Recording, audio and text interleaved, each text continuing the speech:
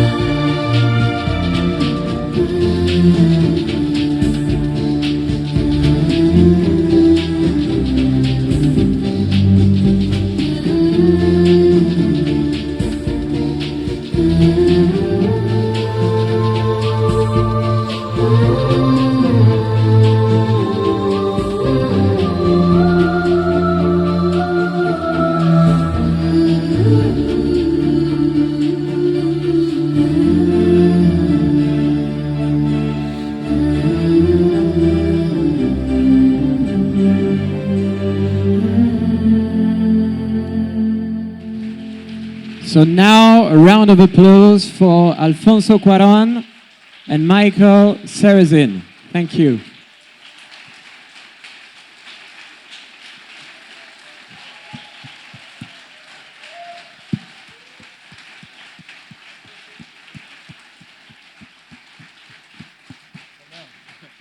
I'm good.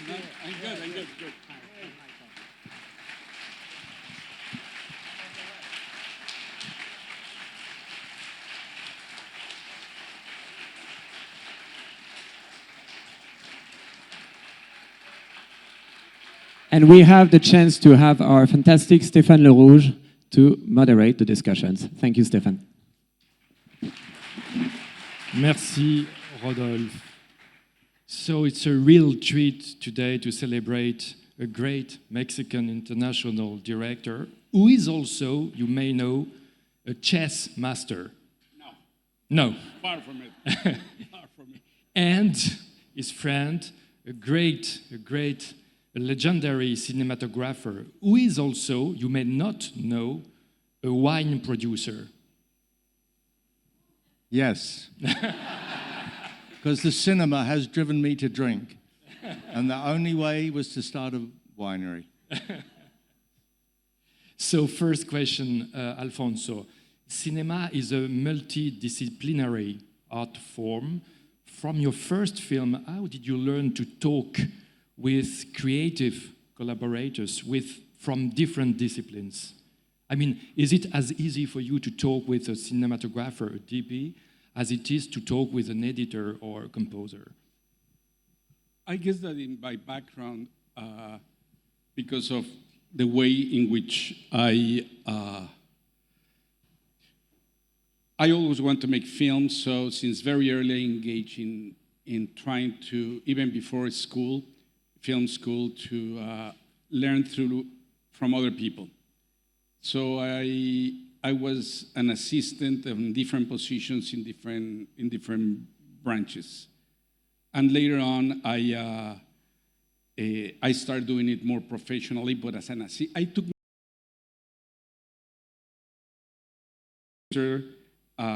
assistant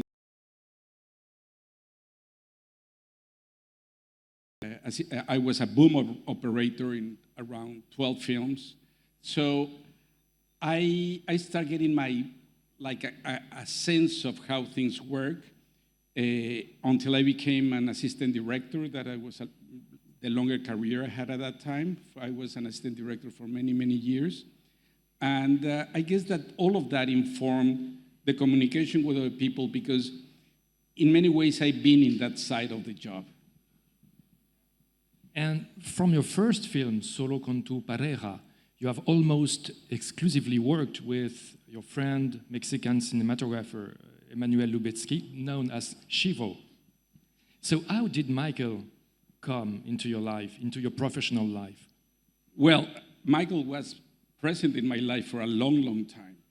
And in Chivo's life as well, in the sense that we always discuss about approaches of cinematography and light. And there were just a handful of references in which we will keep on coming back, even when we start doing film. And Michael was one of those. We always discuss his work. We discuss, the films, and even if in some of the films that we liked more of others that he had worked on, we always were more focusing in terms of the cinematography. And when I was going to do Harry Potter, and it was impossible for Chivo to do it because he was in the midst of another film, I started saying, yes, but who should I go with? And immediately the first name that came was Michael. And it came as much from Chivo as from me. You remember this first meeting, Michael? Very much so, yeah, because the history was very quickly. A close friend of mine said, if you're going to see one film this year, go and see Y tu mamá también, which I did, and I loved it. And a few weeks later, I get a message, the same director is doing Harry Potter. And I said, no way. You couldn't get two films more different. Anyway, the script arrived. Both are about a threesome. Huh? Sorry? Both films have a threesome. Absolutely. There you go. Totally. Yeah. And then we met, and I don't remember if it was at home or Warner Brothers studio, but over a month, we sort of discussed it, talked about it. We'd never done anything, well, I hadn't, that big with all the complexities of these films. And I don't know, one day, Alfonso said, are you going to do it or not? I said, oh, fuck it. Excuse me. Why not? And literally, that was the beginning of it, and it was absolutely brilliant, incredible. And we enjoyed it, I think. I think Warner Brothers may have had second thoughts at a certain point, because they are joking around, but ultimately it worked. When I proposed Michael Seresin, I remember most of some of the producers and people from the studio, like freezing and said, are you sure? Says, why? Well, we hear he's very difficult, very, very difficult. And it's not easy to get along with him. Yeah. And I met him, and immediately we were like chatting and laughing. But at the same time, the thing is that Michael knows what he needs and what he wants. And he's very clear about those things. But at the same time, he's not a politician. And I see what they said is difficult. There was a person who worked in the film who was always, we were going on locations, and I was trying to figure out things with Michael, and he will come and start talking about the impossibility because of budget and ba. So it was like so coercive because you could not allow the creative process to flow. And there was a point in which we were in one location, and I start talking with Michael, and there were a group of people around, and this guy started coming closer, and Michael started just putting himself between him and me. Not allowing. Okay, look, that is the thing. He's just protecting the director. A bodyguard. He was like a bodyguard in many ways. He was No, what he was trying is to protect my vision. He was not being difficult with the other guys. It's just the guy was being difficult. If you agree, we just selected a scene from the opening of Harry Potter, The Prisoner of Azkaban. So let's watch it, but let's watch its light first.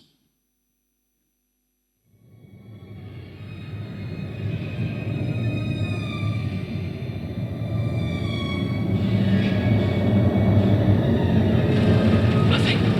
Someone's coming. Oh.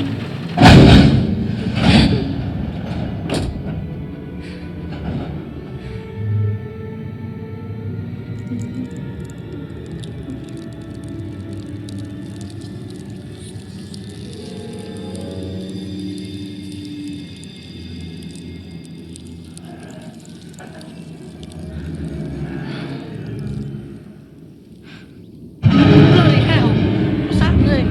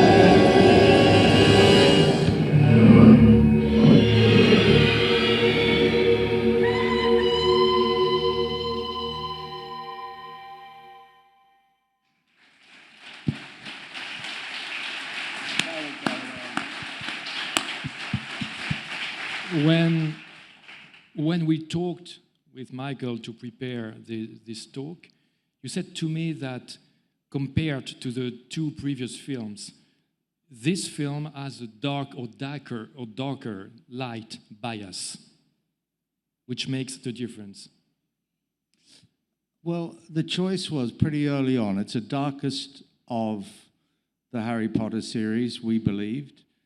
We discussed it. I like darkness in life and in cinema. And I think in the shadows and in the darkness, people's imagination comes to life much more. Rather than seeing everything all the time, there's a darkness. So you say, your imagination works. Did this happen? Did that happen? And we discussed it, talked about it, and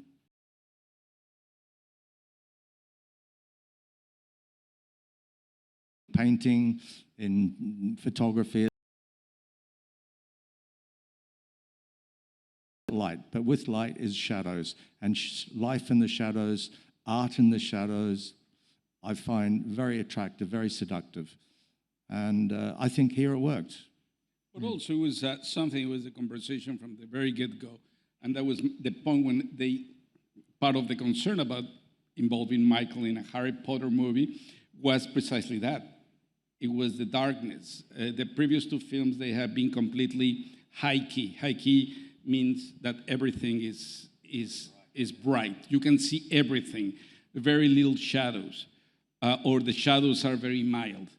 But then the thing is, and that was part of the point that I saw a gate into this film, is that the first two films that have been about these characters as children in a world of innocence. But this was the transition to adolescence. He grew up. Yes, it was a threshold into adolescence in which suddenly they become aware precisely of what lurks in the shadows. And in many ways is the approach he took. And you can see how beautifully he did in this scene. Particularly something that was always attractive, and we learned, both Chivo and I, so much from Michael. That is the one one single direction of light. Yeah. You know, light is always in one direction. The tendency of most cinematographers to fill the other place with light so the shadows are not so dark. But Michael just takes the opposite approach. If anything, he darkens the shadows. But yesterday, Michael said something, but I mean, in front of you, he said that you treated the film as a small personal one in order not to be overwhelmed by the scale. Is it true? That was the conversation. We didn't know what we were doing. And we have never done a film like this. And we said, let's take one scene at a time, but let's try to concentrate the way that we would discuss just a small film. And so much that a lot of the choices were like, people don't notice that, but a big chunk, and particularly in the early part, is handheld. Absolutely, yeah. You know, it's handheld, that it was against the whole protocol of what a Harry Potter film should be. One-shot deals, that it was completely against the... Which I think, it's the first time working with Alfonso that I understood the choreography of the camera. And I still don't know how he figures it out. He walks around on the set, this is like, his hand is out there, and he knows the script, and he's walking around like this, and you're alongside, and then he says, okay, we're gonna start here, and we're gonna end up there. And it might be going from a close-up on somebody's face here and ending up with the camera right at the back showing everybody, or the reverse. And that's pretty tough for a cinematographer. But I loved the challenge. I absolutely loved it. And my crew as well, because nobody had ever worked like that before, with a shot lasting 60 seconds, 75 seconds, which conventionally would be half a dozen shots, you know, wide shot, medium shot, close shot, et cetera, et cetera. But this was, I loved the challenge. And sometimes it was tough, but I think we made it work. And the other thing is that we decided, and it was a conversation Michael and I had, is that we were going to have just like a handful of close-ups in the whole film. If you watch the film, there are almost no close-ups. There is a close-up here because the camera goes all the way to the face. But our principle was a little bit like the John Ford principle in The Searchers. Medium shot is a close-up. And from then on, you go. You know, if middle close shot is a close-up, that means that a medium shot is a full shot. Yeah. And that means that a full shot is a wide shot. So we kept everything loose and wide. That also scared the studio, by the way. And we had to put the film together to show them how it was working. And we have a very nice photo that Michael provided from the shooting. It's a surprise for you. Watch. Oh, boy. Wow. Oh, Both boy. of you, 20 years ago. Look at that. Seems like yesterday. Yeah.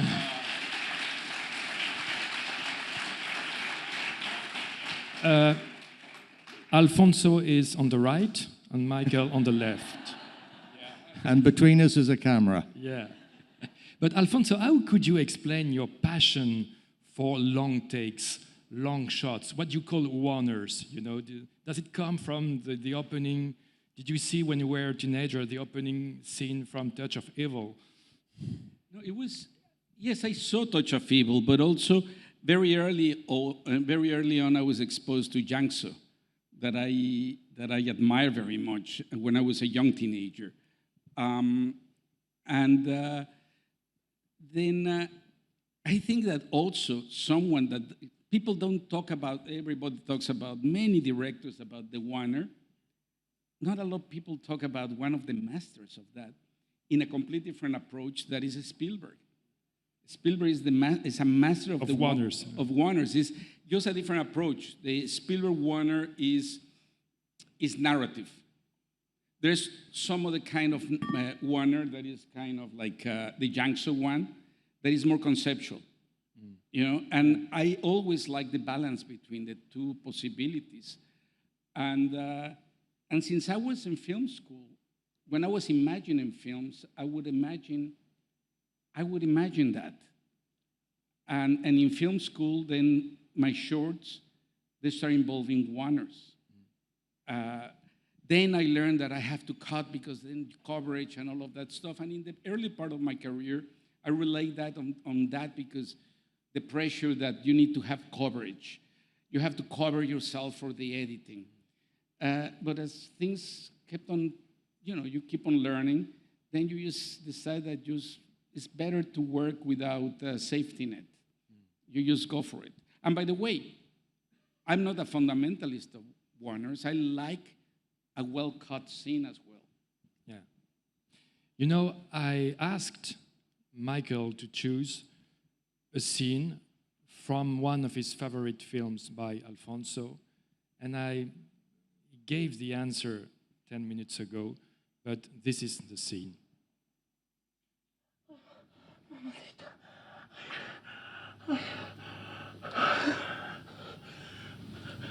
Perdón. No, perdón. No pasa nada. Tranquilo.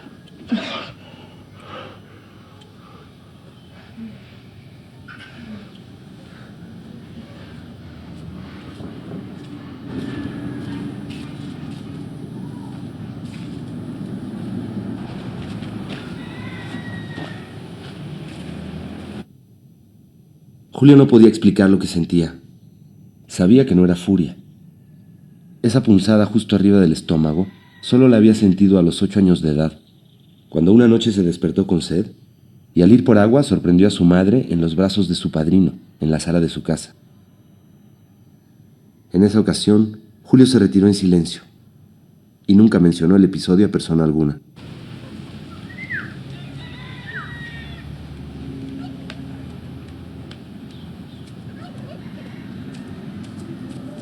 ¿Qué pedo, güey? Pues acá. ¿Qué onda? ¿Una carrerita, no? No, güey, está llena de hojas. Ah, las quitamos en chinga, güey.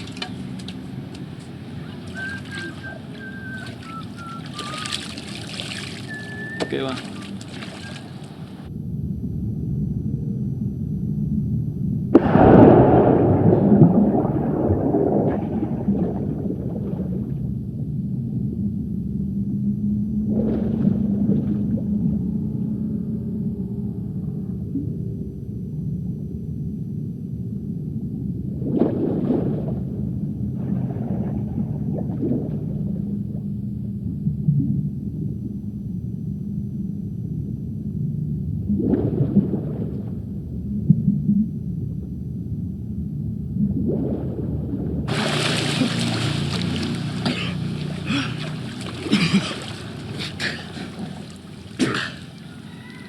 Te dejaste ganar, pendejo.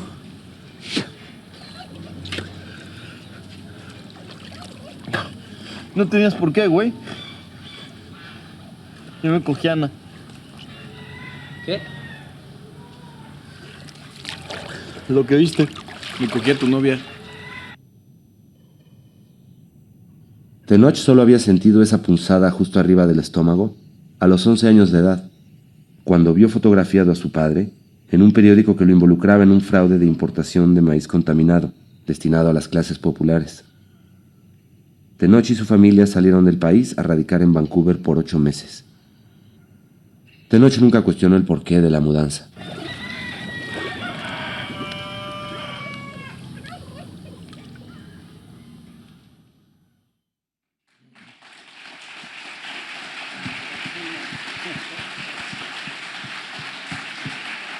So, Michael, what impressed you most about this film, Y tu mamá también? Its subject, its treatment, its tone?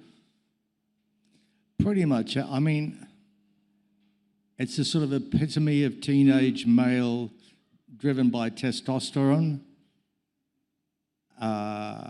Also, the social class, which is pretty much everywhere in Mexico as much as anywhere. And a story driven by friendship, lust, a sense of adventure, and just told honestly. You know, everything about it, from kids swimming, how they're having sex and all the rest of it. And I think it really was. A friend of mine who called up and said I had to see, he's the guy I shot my first movie with. And he's a tough person. And for him to call me, first time and last time ever he called and said, go and see it. And for all the reasons I've just given, it was just, for me, it had everything that's good about cinema. Entertaining, provoking, and every element, the performances, the direction, the cinematography. I loved it. It was like the perfect package. And I've probably seen it half a dozen times since then.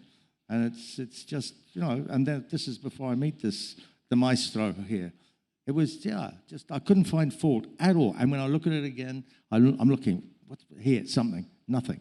And I'm quite a harsh critic of myself and of other people. So, you know, after 2 Hollywood adventures, A Little Princess and Great Expectations, it was your return to Mexican cinema. And yesterday, when naively I asked Alfonso if it was a tribute, a contemporary tribute to Jules et Jim, he was about to strangle me. Right. You want people to kill me. No, but how did you get the idea of the subject and this treatment, you know, and this light treatment? Yes, the polemic at the table is I'm not a fan of Jules et Jim. And I know I'm alone and it's okay. So it's not Jules et Jim. But how did you come up with the idea of this project and the treatment, the light treatment? For me, the interesting thing projects happen. The seed of the story about 2 kids going to the beach with an older woman was something that I had developed actually with my brother, like very early on, and it was one of the possibilities for my first film. My brother had just gone from through a breakup, and when I told I want to do this, he said no. It was like it was hitting too close for him at that moment, and we decided to do it to Mamá También, y Solo con tu pareja. And just later, after my disenchantment with Hollywood, I was thinking about something to do in Mexico and go back to my roots. And I remember this story. I called my brother. I was living in New York. He came to New York. I told him about it and says, well, the problem with that is a little bit like an American Pie, a story of teenagers just fooling around. And I said, well, yes, but I want to use this voiceover. He says, no, voiceovers are lazy. He says, it's just, voiceovers are lazy. It's just a way of telling the story or telling the sentiment. He says, no, but I want to use another kind of voiceover. And I said, look, there's a tape there of masculine, feminine. Look at the voiceover. He went to watch it, and after 15 minutes, he came back, says, okay, let's start working, let's start writing. He says, no, finish the film. He says, no, I'll finish later, I get it. You know, and it was that I said, if we infuse that story that in many ways is a simple story, it's just the story of 2 horny teenagers. Yeah. But if we infuse it with almost Brechtian distance, in which is, in many ways, that is just that road movie, those people in the car are in the background. The real foreground is sociopolitical reality of a country, the difference between their classes, the social classes, and how all of that impacts who the characters are. So that was the principle of how we were going to approach it. Yeah. So to make things fair, we also asked Alfonso to select a film within Michael's filmography. Don't be nervous, Michael. No. I wanted to ask one question about, is there anything autobiographical in Y tu mamá también? Well, it's a combination of different things. It's about, I had my experiences going to the beach. in a journey like this. My brother Carlos had his own experiences, separate, because we're years apart. But the funny thing is that Chivo also have told me so many stories of his going to the beach, and it was a compendium of all of this experience, a lot of fiction going on as well. For instance, there's a scene with some pigs that destroy a camp. That happened to Chivo. So it was a combination of that or stories that you will hear from other kids that went to the beach. So it's a combination of all of that. Thanks, Michael, because I did not dare ask the question. We know one another pretty well. Yeah. So we move on because we still have 23 clips to watch. No, I'm kidding. Your time. Yeah. So we asked Alfonso to select a film within Michael's filmography, and guess what is selected?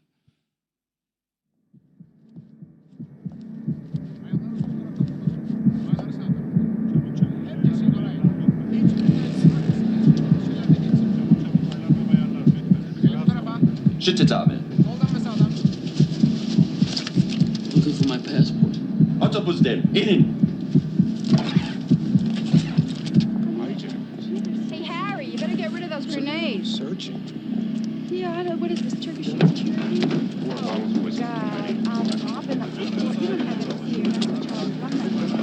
I think I had some bombs on board. Bombs? Yeah, I think so. Where'd you hear that?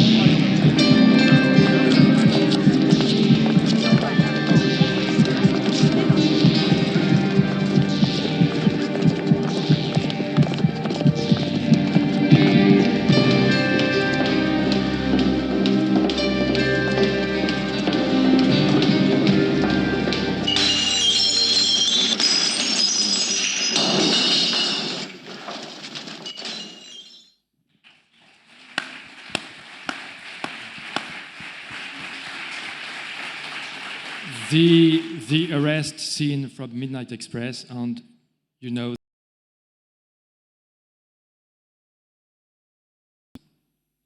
directed by Alan Parker. Yes, No. I guess, yeah. So Midnight Express, Bugsy Malone, Fame, Birdie and Angel Heart, Angela's Ashes, and so on. So how did Parker express his desires and expectations regarding the light?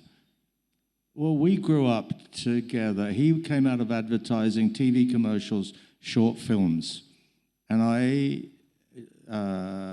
was very fortunate, started as a cinematographer very young, like 25 years, which in a very traditional system in London, UK, was quite rare. For whatever reason, I don't know, I don't question it, it just happened. And Alan and I met through advertising, me in film, him in advertising. I shot his first few commercials for a couple of years. Then I stopped lighting commercials. Oh no, then he did short films. Then I did 3 films in France.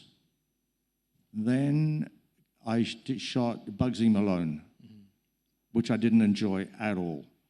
It was all studio movie. We did, and then a year later we did this. And what happened is over that time of commercials, short films, Bugsy Malone less so, we sort of evolved a shared aesthetic. In other words, light, composition, movement. We looked at a lot of films, me more than him. European films, Italian, French, which I saw more than him. And I guess that shared aesthetic continued through our life. Sometimes he'd say to me, listen, I want to see more of the face. I say, don't worry, when the person walks closer, you will see the face. And you had some examples of it here. So you see body language from the waist up, and then at the last minute you see the face of, say, the actors here. And we just sort of had an unspoken language. Occasionally he would say, too light, too dark, etc., but we sort of had an unspoken language. I'm sure you have that with Chivo to a degree, after 20, 30 years, 40 years working together. And that was it, really. It was pretty much, we tested each other. Yeah. So at a certain point, you start at a high level and you just go higher. And that seemed to work. And you, Alfonso, did you remember the first time you saw that movie in Mexico? I remember very well when I saw it. I was already a big fan of Bugsy Malone, a big fan. And I was impressed how a children's film had that craft already. And when I saw that, I put two and two together, that they were the same director, the same cinematographer working together. And by the way, I think that we need to start reconsidering Alan Parker, because I think he's one of those underrated masters, particularly in the cinema of the 70s and the 80s. If you see his body of work, there's a continuity of his way of seeing life that I have to say is pretty dark. Mm-hmm. It's pretty pessimistic. And in this film, it was just the use that they had of tension. Later on in the film, there are some incredible, because here, another thing that Michael can do very well is embrace the realism of the scene. It's clearly that he understood that one single light would be too beautiful, too unrealistic in that setting. And he embraced what would be the lighting in a tambrack, outside the airplane. Later on, this film has some moments in the prison that I'm sure you guys were quoting Goya when they have the cell and there's single light enters from a window. If I'd have said Goya, he would have said to me, you Kiwi, because I'm from New Zealand, you Kiwi prick, don't be so pretentious. By the way, something I heard is that the set bit of Alan with Michael, it was a lot of cursing and a lot of insults to each other. Insults. We thrived on that, mutual insults. Unrequited love. I think it would have been criminal not to take advantage of Alfonso's presence today here for not watching the following clip, because it's both a survival movie and it's also a metaphysical movie.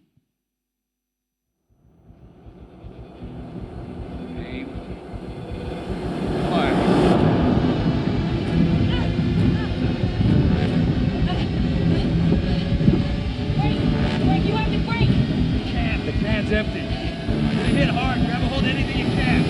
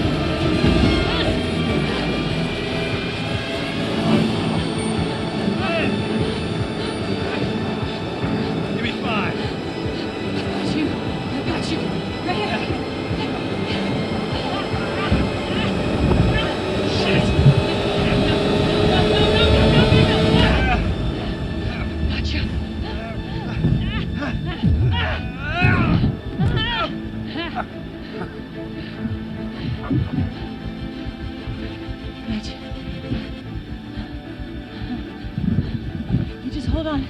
And I'm gonna start pulling you in. Hey, Doc. Just hold on, hang on. I am gonna pull you in. Ryan, listen. Pull you in. You have to let me go. No. The ropes are too loose. I'm pulling you with me. You have to let me go, or we both I'm not die. letting you go, we're fine. No.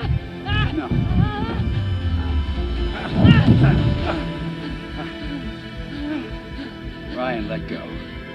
No. You're not going anywhere. You're not going anywhere. It's not up to you. No. Please don't do this. Please don't do this. Please don't do this. You're gonna make it, Ryan.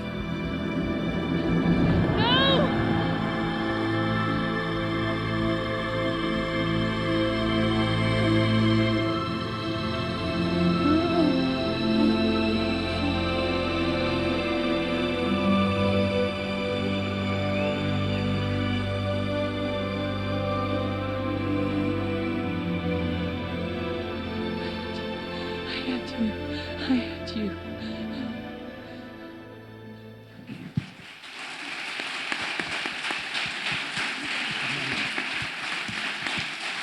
I have to say about gravity, something that, and it's funny enough, we were talking about some other film early today that is Days of Heaven, the amazing masterpiece by Malik. Now, everybody knows, well, people who are familiar know that Nestor Almendros was the cinematographer. What a lot of people they don't know is that, yes, Nestor did the paradigm of how they were going to do everything with Malik. He established the rules, and he shot the first part of the film. But then Almendros had to go back to France because he was going to do a film with Romer. He had a commitment with Romer because he was a long-time collaborator with Romer. And Haskell Wessler, I always switch them around, was called to complete the film. Yeah. And yes, under what Almendros had already established as a paradigm with Malik. In many ways, is what happened in Gravity. Because Chivo worked for many years. So your usual DP? Your DP? Chivo, your DP? My DP, oh yes, Lubezki, my regular cinematographer. He had worked for many years because to be able to develop the technology, and he developed the technology. We established the rules. We established everything had to be kind of pre-planned. So most of the paradigms and the charts of how it was going to be lit were already established. But then he had an emergency, and he had to leave 2 weeks or 1 week before, or 10 days or something before the end of the shoot. I don't remember. And then I called Michael. Chivo said again, let's call Michael to complete this. And he came, and for instance, there are many scenes, for instance, that you will see that is most of the Soyuz, the inside of the Soyuz, were a big chunk of those were done by Michael. No, the other one, the Chinese, the Chinese capsule, the re-entry was done by Michael. Let me put it this way, the re-entry, and then the only piece of the whole film that is shot in location. That is the exterior. Film, not digital. And we shot that in 65 millimeters. 65 millimeter. In film. And so it was like and of course, it's credited the same way that Haskell was created in Days of Heaven, but not a lot of people know about his collaboration with Gravity. We can applaud. And by the way, he came raw after we developed and we got use of that technology for so many years. He arrives from one day to the next, and he had to absorb everything very quickly. Yeah. He didn't send me the script. I get at 7:30 in the morning, and I see all these Apple computers and these cameras with all the cables coming out. And I said to the assistant director, "What's going on?" He said, "Oh, this is a digital movie." And when he turned up, I said, "What's going on?" He said, "Cabron, you like a challenge." Grazie, merci. And it was, but I loved it. Again, Yeah. it was, yeah. But Michael, something else. how did you approach light in space? Well, a lot of it was pre-planned. The thing was that, again, Alfonso loving this one move thing, in the space capsule, he would love starting off looking past George Clooney at, no, it was mostly with Sandra, at her, and we'd do a 180-degree move. Well, the inside of a space capsule is like the front half of. Figured out once the camera started to move, they would push in a little bit of the set as we moved around. So by the time 180-degree move. Now, the problem then is you got reflections of everything. So the technical challenge was a nightmare, but it worked.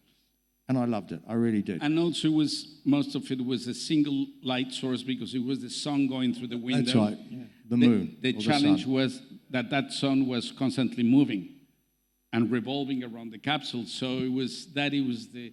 And by the way, we used, well, through the whole making, and then in that scene of the re-entry was what is pretty much the first use of what is called now the volume. Because pretty much that was an invention that happened with gravity prior to all the Star Wars films. It was like, of course, then later on they used bigger panels and we didn't have the technology of those LEDs at that time. But all of that re-entry was lit with LEDs. Oh, absolutely. Lights, yeah. So we discussed Warner's long shots. That's Alfonso's print on signature. So please watch this one that is absolutely incredible.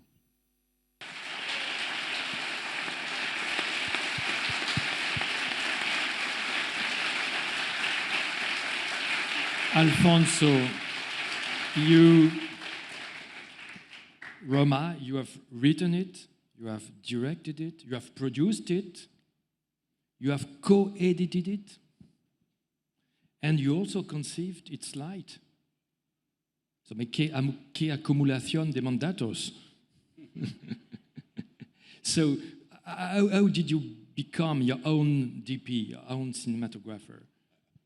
It was pretty much, again, an accident. Chivo was supposed to do it. And Chivo, and I started doing camera tests with Chivo. Chivo was a little bit skeptical about the black and white, but and he was skeptical about, because I wanted to shoot it Academy, you know, like the square format. And he is the one who introduced me to the 65 digital, because we did digital and film test, and it was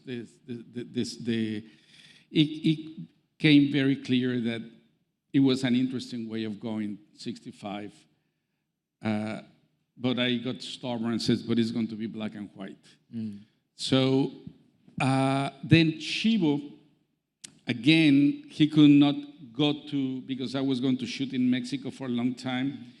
It was the last year of his daughter at school, and now I was without cinematographer. You did not call Michael? No, because I realized if I call Michael, the communication between me and Michael is going to be in English.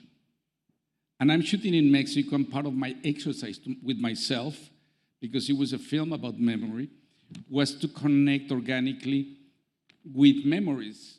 And to introduce English was going to force immediately Mexican crews tend to speak English. They would start speaking English. And I didn't want that filter. So it's when Chivo said, you should do it. I have done it before, but I haven't done it in a long time. Actually, I have, in almost every film that I have done a day or two that I do my own cinematography, because whatever, sometimes second units or whatever. And at the end, I end up doing it. But like everything, is, and if you talk about one-shot deals, like that one, by the way, that's half of the shot. You cut the whole beginning. So you didn't want to bore people more. And all of that, you can only create with collaboration. You cannot do that stuff without collaboration. In a case like Roma, here, like that shot, because he needed to establish we need to build a whole kind of dock to put a crane and stuff. He had to be pre-planned. But a lot of stuff that we have done, it comes in the moment. You know, you're staging, Absolutely. You look at the whole thing, and in the moment it comes. But in order to be able to achieve that, is that conversation with all the different departments. For sure. To find the ways and find the solutions. I think that something we have in common is that we don't accept the word no in the set.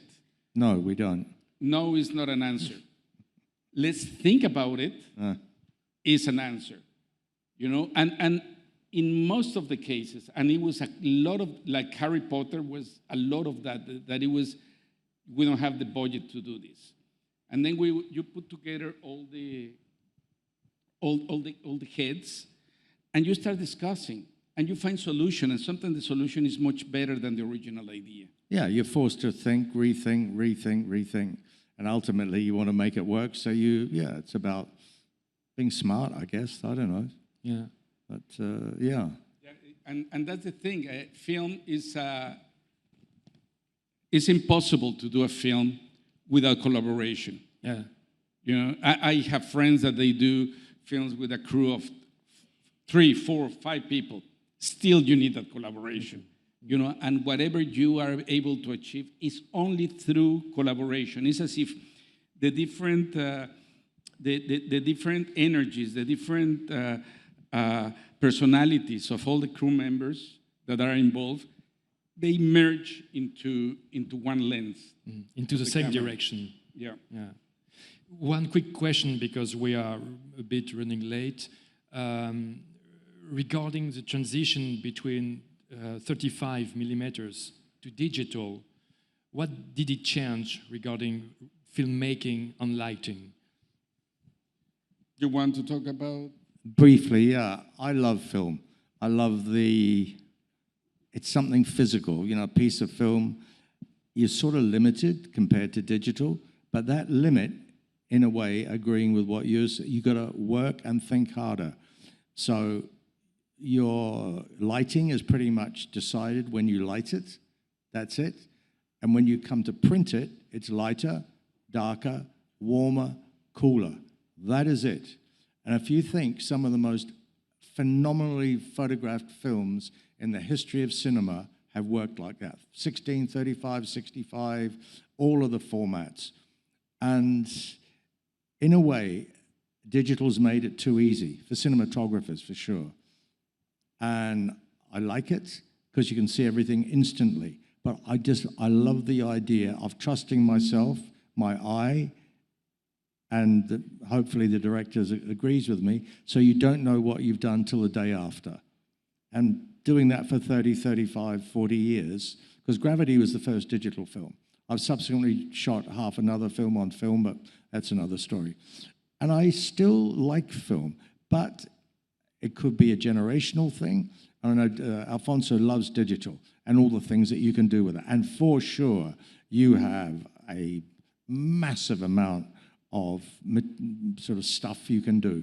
I don't know if it makes a film any difference. I don't. And it's not right or wrong, good or bad, just how it is. Alfonso? Well, when he says that he loves not knowing what you did until the next morning, it's like when he gets drunk. It's exactly the same. I start drunk. But anyway, I love both. I don't think you said I love digital. Yes, and I love film. I don't think that there's definitely a big difference in terms of not the light principles, not the creative principle. It's just two different set of tools that are going to give you specific results. Through the matter now with digital, you can almost replicate any look.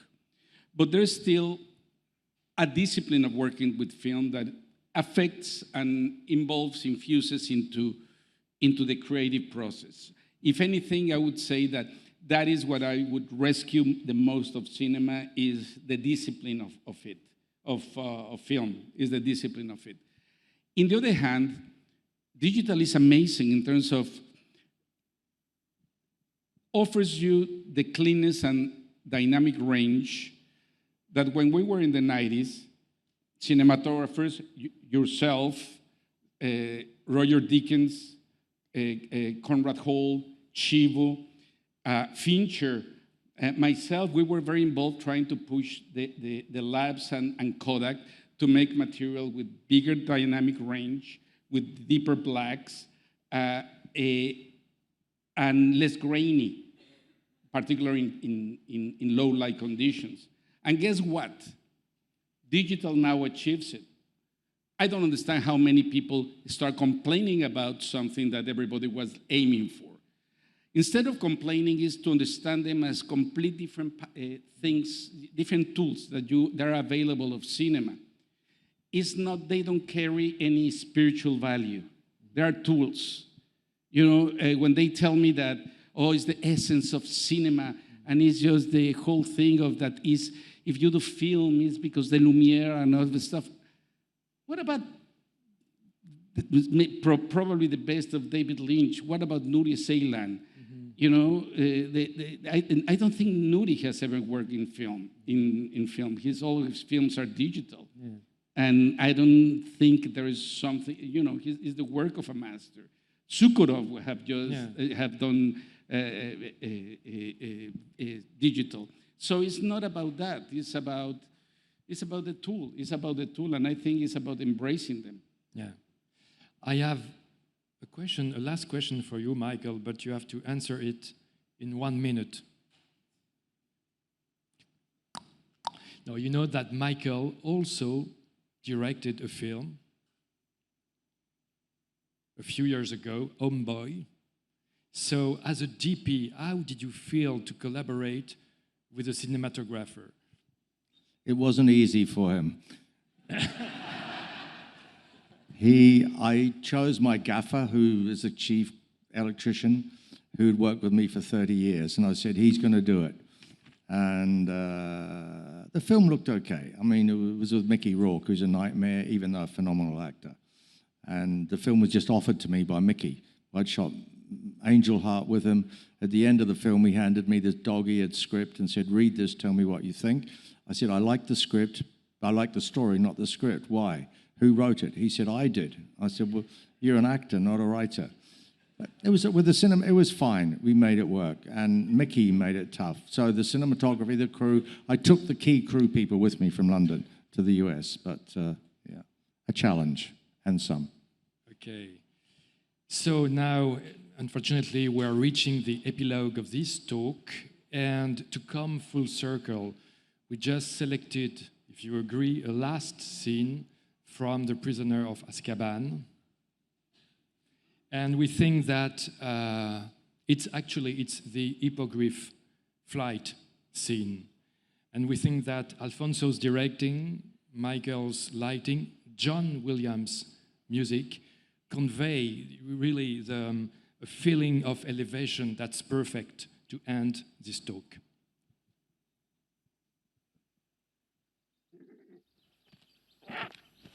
Back off, Harry. Back off. Keep still. Keep still.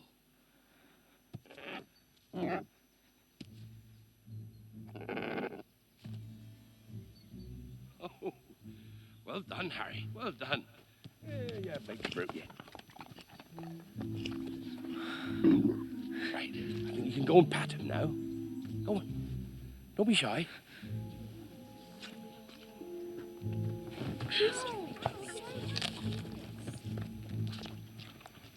Nice and slow now.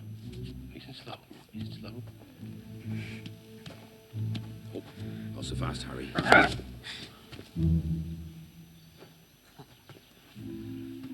Slow down, Harry. Nice and slow. Now let him come to you. That's it. Slowly down. Slowly. Slowly. That's it. Yes. Well done. Oh, well done, Harry. Well done. I think he may let you ride him now. What? Come on. Hey. Over here.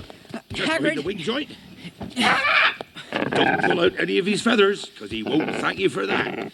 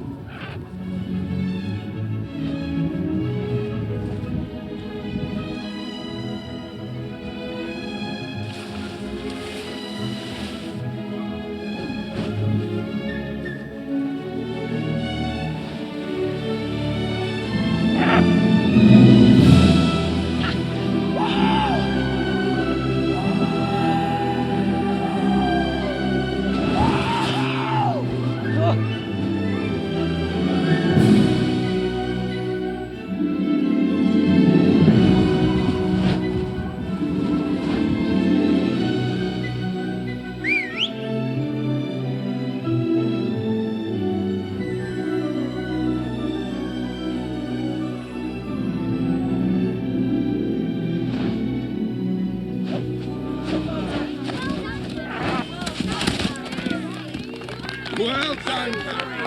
And well done, Buckbeak. A standing ovation for Alfonso Cuáron et Michael Seresin.